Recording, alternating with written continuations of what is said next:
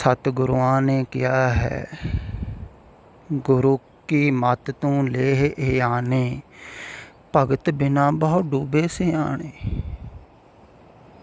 वो कहते हैं भी गुरु की मत लै ते ये आना हो जा। देखो तुसी ख्याल करो, गुरु ये आना हो गया है तो उन्होंने भी कह रहा भी तू भी ये आना हो जा। सियाणे बड़े डुब गए हैं भगती तो बिना, पर तू गुरु की मत लै ला। इसका मतलब गुरु ये आना हो गया, तो ये आना होने वास्ते कह रहा है भी ये आने की मत लै ला, तू सियाणे की मत ना लाई। देखो गुरु तो कहता है निर्दोष हो जा, मिट जा बाहरों संसार वालों, कुछ बनना होना थोड़ी है, कुछ बनना थोड़ी है। निर्दोष होना है, सुभाविक होना है, सहज होना है। फिर पढ़े लिखे जिहड़े ज़्यादा हैं, वो जो निर्दोष हैं, सुभाविक हैं, बिल्कुल साधारण हैं, उन्होंने सियाण भी नहीं सकते हैं। क्योंकि पढ़े लिखे जिहड़े समझदार हैं ना, वो तो बंदे नूं परखदे हैं उहदी डिग्री ते, उहदी समझदारी ते, उहदी सियाणप ते। सियाण भी परखदे हैं ना, अगे नूं जिहड़े गए हैं मनुख उन्होंने परखदे हैं, समझदार मनुख। पर जिहड़े बिल्कुल पिछे खड़े हैं वो उन्हां दी समझ विच नहीं आउंदे हैं। क्योंकि साधारण नूं ते वो देखदे ही नहीं, वो कहंदे साधारण है, इहनूं की देखना, इहदे च की है, की पिया इहदे च। भी ना कोई ये पाठ करदा, ना पूजा करदा, ना तप करदा, ना जप करदा, कुछ भी नहीं है, बिल्कुल साधारण है। बस खाना खांदा है, सैर कर आउंदा है, इहदे च की खासियत है।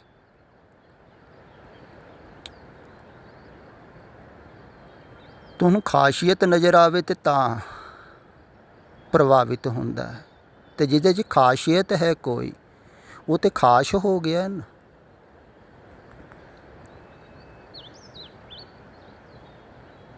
वो तो साधारण रहा ही नहीं, जिहदे च कोई खासियत नहीं है, बिल्कुल साधारण है। इसे कारण ही अक्सर मैं साधारण लोगों च रहना पसंद करदा हाँ, क्योंकि मैनू अपनी विशिष्टता का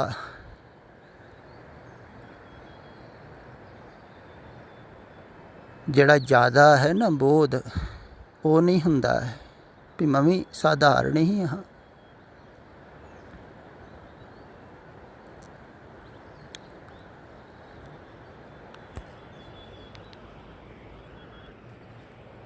तो जैसे ये साधारण लोग हैं, मैं फिर कहना तुहाडा कोई भी धार्मिक व्यक्ति ऐसे नहीं रह सकता, क्योंकि इन्हां दा खाना रहना सहना बिल्कुल साधारण है। तो इन्हां कोलों कोई चीज़ लैके खा नहीं सकता।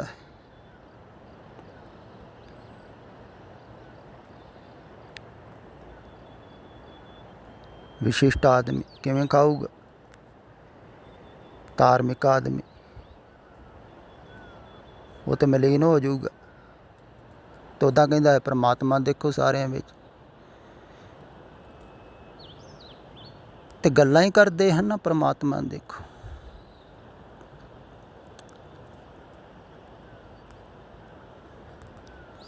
उदा तो कीड़े मकौड़े ही समझते हैं, जिहड़े धार्मिक नहीं हैं उन्होंने ही चंगा नहीं समझते हैं।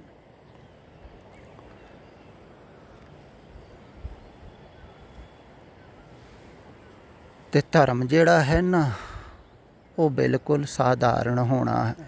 हुण देखो कितना फर्क है।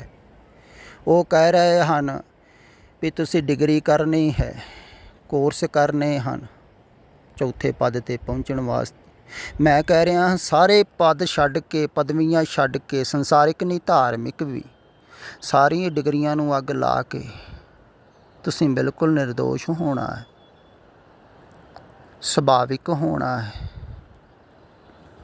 ਸਹਿਜ ਹੋਣਾ ਹੈ, ਸਾਧਾਰਨ ਹੋਣਾ ਹੈ। ਸਾਧਾਰਨ ਮਨੁੱਖ ਨੂੰ ਰੱਬ ਪਸੰਦ ਕਰਦਾ ਹੈ, ਇਸੇ ਕਰਕੇ ਸਾਧਾਰਨ ਰੱਬ ਪੈਦਾ ਕਰ ਰਿਹਾ ਹੈ। ਹੁਣ ਬੱਚਾ ਸਾਧਾਰਨ ਹੀ ਪੈਦਾ ਹੁੰਦਾ ਹੈ, ਕੁਛ ਵੀ ਨਹੀਂ ਜਾਣਦਾ, ਅਤੇ ਉਹਦੀ ਲਿਵ ਲੱਗੀ ਹੁੰਦੀ, ਉਹਨੂੰ ਅਸਾਧਾਰਨ ਬਣਾ ਕੇ ਲਿਵ ਤੋੜ ਦਿੰਦੇ ਹਨ। ਸੰਸਾਰ ਵਿੱਚ ਕੁਛ ਬਣਨ ਦੀ ਵਾਸ਼ਨਾ ਪਾ ਕੇ, ਚਾਹਤ ਕਰਕੇ ਵੀ ਪਦਵੀ ਪਾ ਲਾ ਕੁਛ। ਧਾਰਮਿਕ ਲੋਕ ਆਪਣੀਆਂ ਪਦਵੀਆਂ ਦੱਸਦੇ ਹਨ, ਕਿਹੜੀ ਕਿਹੜੀ ਪਾਉਣੀ ਹੈ, ਬ੍ਰਹਮ ਗਿਆਨ ਦੀ, ਕਿ ਗੁਰਮੁਖ ਦੀ, ਯੋਗੀ ਦੀ, ਕਿ ਤਪਸਵੀ ਦੀ, ਕਈ ਡਿਗਰੀਆਂ ਹਨ। ਦੇਖੋ ਧਾਰਮਿਕ ਜਗਤ ਸਾਧੂ ਮਹਾਤਮਾ ਦੀਆਂ ਉਹ ਵੀ ਡਿਗਰੀਆਂ ਪਾਉਣ ਦੇ ਵਿੱਚ ਲੱਗੇ ਹੋਏ ਹਨ, ਅਤੇ ਉਹ ਵੀ ਕੋਰਸ ਕਰਾ ਰਹੇ ਹਨ ਅਤੇ ਕੋਰਸ ਕਰ ਰਹੇ ਹਨ। ਕਾਹਦੇ ਵਾਸਤੇ?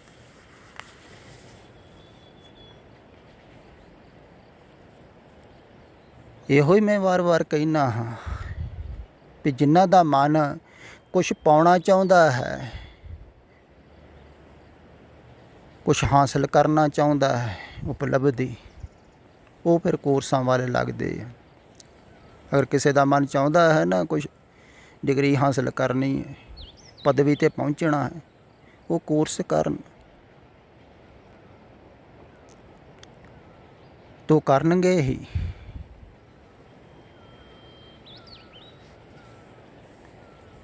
ਕਿਉਂਕਿ ਕੋਰਸ ਛੱਡਣਾ ਬਹੁਤ ਕਠਿਨ ਹੈ, ਸਾਧਾਰਨ ਹੋਣਾ ਬਹੁਤ ਕਠਿਨ ਹੈ। ਤੁਹਾਡੇ ਗੱਲ ਖਿਆਲ ਵਿੱਚ ਨਹੀਂ ਆਵੇਗੀ, ਮੈਂ ਅਕਸਰ ਕਹਿੰਦਾ।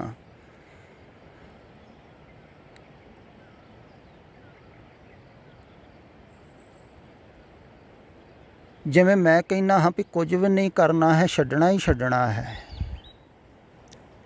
ਉਹਨੂੰ ਪਾਉਣ ਵਾਸਤੇ ਕੁਛ ਕਰਨਾ ਨਹੀਂ ਹੈ, ਛੱਡਣਾ ਹੈ ਸਭ।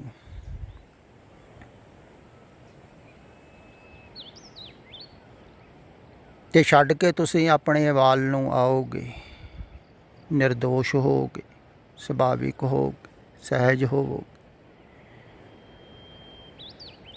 ਪਰ ਛੱਡਣ ਵਿੱਚ ਮਜ਼ਾ ਨਹੀਂ ਹੈ, ਮਨ ਨੂੰ ਰਸ ਨਹੀਂ ਆਉਂਦਾ, ਮਨ ਨੂੰ ਲੱਗਦਾ ਹੀ ਨਹੀਂ ਕੁਛ ਮਿਲੇ। ਹੁਣ ਜਿਹੜੇ ਛੱਡ ਰਹੇ ਹਨ ਬਾਹਰੋਂ, ਸੰਸਾਰ ਵੱਲੋਂ ਹਟ ਰਹੇ ਹਨ, ਉਹਨਾਂ ਨੂੰ ਪਤਾ ਥੋੜ੍ਹੀ ਲੱਗਦਾ ਹੈ ਕੁਛ ਮਿਲ ਰਿਹਾ, ਮਿਲਦਾ ਹੀ ਕੁਝ ਨਹੀਂ ਹੈ। ਜਦੋਂ ਸਭ ਕੁਝ ਵੀ ਛੁੱਟ ਜਾਂਦਾ ਹੈ ਨਾ, ਉਦੋਂ ਵੀ ਨਹੀਂ ਪਤਾ ਲੱਗਦਾ ਹੈ ਕੁਛ ਮਿਲਿਆ। ਜਿਵੇਂ ਗੌਤਮ ਬੁੱਧ ਨੂੰ ਕਿਸੇ ਨੇ ਪੁੱਛਿਆ ਸੀ ਵੀ ਤੁਸੀਂ ਸਭ ਕੁਝ ਛੱਡ ਦਿੱਤਾ, ਰਾਜ ਮਹਿਲ ਛੱਡ ਦਿੱਤਾ, ਕੀ ਮਿਲਿਆ? ਉਹ ਕਹਿੰਦੇ ਮਿਲਿਆ ਕੁਝ ਵੀ ਨਹੀਂ, ਜੋ ਮਿਲਿਆ ਹੀ ਹੋਇਆ ਸੀ ਪਹਿਲਾਂ ਉਹਦਾ ਪਤਾ ਲੱਗਾ। ਦੇਖੋ ਜਿਹੜਾ ਮਿਲਿਆ ਹੀ ਹੋਇਆ ਸੀ, ਪਰਮਾਤਮਾ ਪਹਿਲਾਂ ਮਿਲਿਆ ਹੀ ਹੋਇਆ ਸੀ ਤੁਹਾਨੂੰ, ਉਹਦਾ ਹੀ ਪਤਾ ਲੱਗਣਾ। ਕਹਿੰਦੇ ਉਹਦਾ ਪਤਾ ਹੀ ਲੱਗਾ। ਕਹਿੰਦੇ ਫਿਰ ਬੇਸਮਝੀ ਕੀਤੀ, ਸਭ ਕੁਝ ਛੱਡ ਕੇ ਕੁਛ ਵੀ ਨਹੀਂ ਮਿਲਿਆ।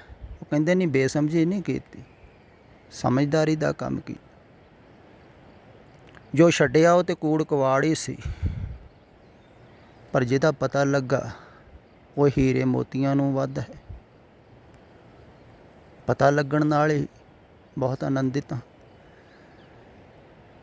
ਅਤੇ ਜੋ ਛੱਡਿਆ ਉਹ ਤਾਂ ਕੂੜ ਕਵਾੜ ਹੀ ਸੀ।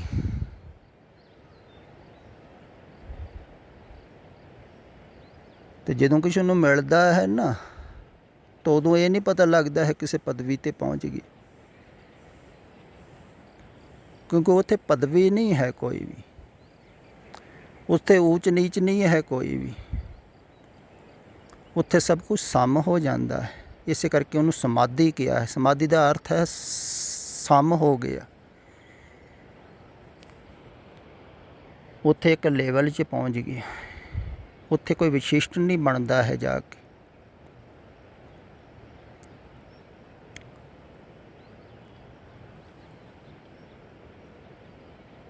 ਤੇ ਜਿਨ੍ਹਾਂ ਦੇ ਅੰਦਰ ਵਿਸ਼ਿਸ਼ਟ ਬਣਨ ਦੀ ਆਕਾਂਸ਼ਾ ਹੈ, ਧਾਰਮਿਕ ਲੋਕਾਂ 'ਚ ਵੀ ਬਹੁਤ ਹੈ। ਮਨ ਚਾਹੁੰਦਾ ਹੀ ਹੈ, ਹਰ ਇੱਕ ਦਾ ਹੀ ਚਾਹੁੰਦਾ ਹੈ। ਕੁਛ ਨਾ ਹੋਣਾ ਕੌਣ ਚਾਹੁੰਦਾ ਹੈ? ਖਿਆਲ ਵਿੱਚ ਰੱਖੋ। ਇਸੇ ਕਾਰਨ ਤੇ ਆਦਮੀ ਆਪਣੇ ਆਪ ਨੂੰ ਸਮਰਪਿਤ ਨਹੀਂ ਕਰਦਾ ਵੀ ਸਮਰਪਿਤ ਕਰ ਦਿੱਤਾ, ਕੁਛ ਵੀ ਨਹੀਂ ਰਿਹਾ, ਮੇਰੀ ਤੇ ਹੋਂਦ ਹੀ ਮਿਟ ਗਈ। ਕੁਛ ਨਾ ਹੋਣਾ ਨਹੀਂ ਨਾ ਚਾਹੁੰਦਾ। ਮਨ ਚਾਹੁੰਦਾ ਹੈ ਕੁਛ ਕਰਾਂ, ਕੁਛ ਹੋਵਾਂ, ਕੁਛ ਤੇ ਪਤਾ ਲੱਗੇ ਅੰਦਰ ਮੈਨੂੰ। ਇਸੇ ਕਾਰਨ ਹੀ ਕਈ ਧਿਆਨ ਵੀ ਕਰਦੇ ਰਹਿੰਦੇ ਹਨ ਪਤਾ ਲਾਉਣ ਵਾਸਤੇ। ਕੁਛ ਖਿਆਲ ਤੇ ਆਵੇ, ਪਤਾ ਤੇ ਲੱਗੇ ਮੈਂ ਪਹੁੰਚ ਰਿਹਾ ਕਿ ਨਹੀਂ ਪਹੁੰਚਿਆ, ਕਿੰਨੀ ਕੁ ਯਾਤਰਾ ਹੋ ਗਈ। ਕਈ ਹਿਸਾਬ ਕਿਤਾਬ ਲਾਉਂਦੇ ਹਨ ਵੀ ਇੱਥੋਂ ਤੱਕ ਪਹੁੰਚ ਗਿਆ। ਸਿਰਫ ਕਲਪਨਾ ਹੀ ਹੈ। ਅਤੇ ਚੌਥੇ ਪਦ ਦੀ ਵੀ ਕਲਪਨਾ ਹੀ ਲੋਕ ਕਰ ਰਹੇ ਆ, ਕੋਈ ਪਦ ਪੁਦ ਨਹੀਂ ਹੈ।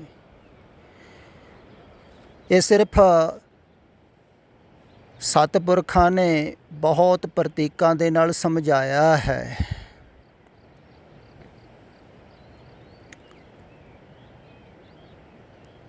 ਤੇ ਸਮਝਾਉਣ ਦੇ ਬਹੁਤ ਢੰਗ ਵਰਤੇ ਹਨ।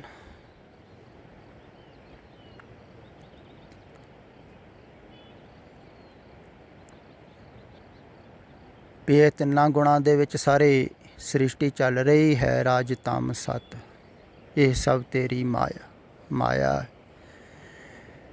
ਤੇ ਇਹਦੇ ਤੋਂ ਜਿਹੜਾ ਨਿਰਲੇਪ ਹੋ ਗਿਆ, ਉਹ ਇਹਨਾਂ ਗੁਣਾਂ ਤੋਂ ਨਿਰਲੇਪ ਹੋ ਗਿਆ। ਤਾਂ ਉਹਨੂੰ ਪਦ ਕਹਿ ਦਿੰਦੇ ਹਨ, ਉਹ ਪਦ ਨਹੀਂ ਹੈ। ਉਹ ਸਾਰੇ ਪਦਾਂ ਤੋਂ ਰਹਿਤ ਹੈ, ਉਹ ਕੋਈ ਪਦਵੀ ਨਹੀਂ ਹੈ। ਪਰ ਫਿਰ ਵੀ ਉਹਨੂੰ ਪਦਵੀ ਕਿਹਾ ਹੈ ਸੰਸਾਰਿਕ ਲੋਕਾਂ ਨੂੰ ਸਮਝਾਉਣ ਵਾਸਤੇ। ਉਹ ਸਾਰੇ ਪਦਾਂ ਨੂੰ ਛੱਡਣਾ ਹੈ। ਇਸੇ ਕਰਕੇ ਤੇ ਪੁਰਾਣੇ ਸਮਿਆਂ 'ਚ ਪਦ ਸਾਰੇ ਛੱਡ ਕੇ ਪਦਵੀਆਂ ਜਾਂਦੇ ਰਹੇ।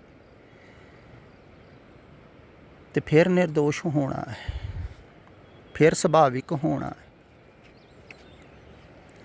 ਫਿਰ ਮੈਂ ਕਹਿੰਦਾ ਹੁੰਦਾ ਹਾਂ ਪਹਿਲੀ ਕਲਾਸ 'ਚ ਬਹਿਣਾ ਹੈ ਵਾਪਸ, ਫਿਰ ਪਿੱਛੇ ਨੂੰ ਜਾਣਾ ਹੈ, ਫਿਰ ਨਿਰਦੋਸ਼ ਹੋਣਾ ਹੈ। ਜਿਵੇਂ ਕਹਿੰਦੇ ਹਨ ਨਾ, ਹਰ ਜਰਤ ਈਸ਼ਾ ਨੂੰ, ਬੜਾ ਪ੍ਰਸਿੱਧ ਬਚਨ ਹੈ ਉਹਨਾਂ ਦਾ, ਅਕਸਰ ਲੋਕ ਦੁਹਰਾਉਂਦੇ ਹਨ। ਪੁੱਛਿਆ ਸੀ ਕਿਸੇ ਨੇ ਵੀ ਉਸ ਪਰਮਾਤਮਾ ਪ੍ਰਭੂ ਦੀ ਜਿਹਦੀ ਤੁਸੀਂ ਗੱਲ ਕਰਦੇ ਹੋ, ਉਹਦੇ ਰਾਜ ਦੇ ਵਿੱਚ ਕਿਹੜਾ ਕਬੂਲ ਹੋਵੇਗਾ, ਕਿਹੜਾ ਉਹਨੂੰ ਪਸੰਦ ਹੈ? ਉਸ ਪ੍ਰਭੂ ਨੂੰ ਕੌਣ ਪਸੰਦ ਹੈ? ਤੇ ਛੋਟੇ ਜਿਹੇ ਬੱਚੇ ਨੂੰ ਗੋਦੀ ਚੱਕ ਕੇ ਕਹਿੰਦੇ ਜਿਹੜਾ ਇਹਦੇ ਵਰਗਾ ਹੋਵੇ। ਬੱਚੇ ਵਰਗਾ ਹੋ ਗਿਆ ਜਿਹੜਾ ਫਿਰ ਨਿਰਦੋਸ਼ ਹੋ ਗਿਆ, ਫਿਰ ਸੁਭਾਵਿਕ ਹੋ ਗਿਆ, ਫਿਰ ਸਹਿਜ ਹੋ ਗਿਆ। ਹੁਣ ਬੱਚਾ ਕਿਹੜੀ ਪਦਵੀ 'ਤੇ, ਨਾ ਉਹਨੂੰ ਗਿਆਨ ਹੈ, ਨਾ ਉਹਦੇ ਕੋਲ ਕੋਈ ਡਿਗਰੀ ਹੈ, ਨਾ ਕੋਈ ਉਪਲਬਧੀ ਹੈ, ਕੁਛ ਵੀ ਤੇ ਨਹੀਂ ਹੈ ਨਾ ਬੱਚੇ ਕੋਲ। ਪਰ ਬੱਚੇ ਦੀ ਤਰ੍ਹਾਂ ਜਿਹੜੇ ਹੋ ਜਾਂਦੇ ਹਨ ਨਿਰਦੋਸ਼। ਫਿਰ ਸਾਧਾਰਨ,